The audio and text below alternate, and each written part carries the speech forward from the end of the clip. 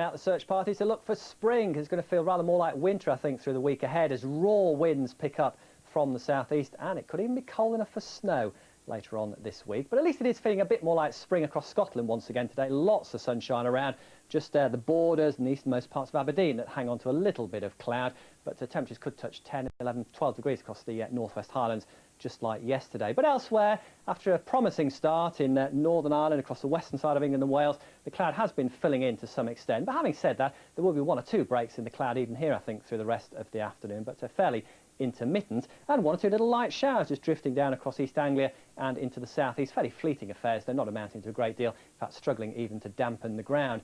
It's a little on the chilly side, they're not too bad in the sunshine, but already that easterly wind beginning to make its presence felt across more southern parts of England. It'll certainly come in, though, over the next few days, really picking up through the middle part of the week, and towards the end of the week, a real brisk wind coming in across all parts. It's going to feel pretty cold, pretty raw by then. An easterly wind, never a good thing at this time of the year. The near continent really quite cold. It's going to be cold tonight as well, under clear skies, especially across Scotland and Northern Ireland. Frost rather more patchy, perhaps, for England and Wales, because again, there'll be some cloud feeding in from the east. So fairly disappointing, I think, for many of us during tomorrow, with that cloud reluctant to break up. But again, perhaps the west of Scotland, Northern Ireland and the western side of England and Wales, the most favoured spots to see some sunshine. But then later in the day, the cloud beginning to thicken up, and yes, we could perhaps see some wintry showers just drifting into the East Anglian coast towards the end of the day. So certainly starting to feel quite cold, that wind picking up further during tomorrow.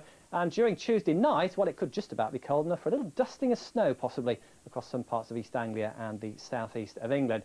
A cold day again on Wednesday, sunshine very limited by then, I think. So that wind continues to strengthen, temperatures nudging down a bit. And then quite interesting, by the end of the week, that cold air still trying to push in, coming up against weather systems coming in from the west, and that could well produce some snow. Anna.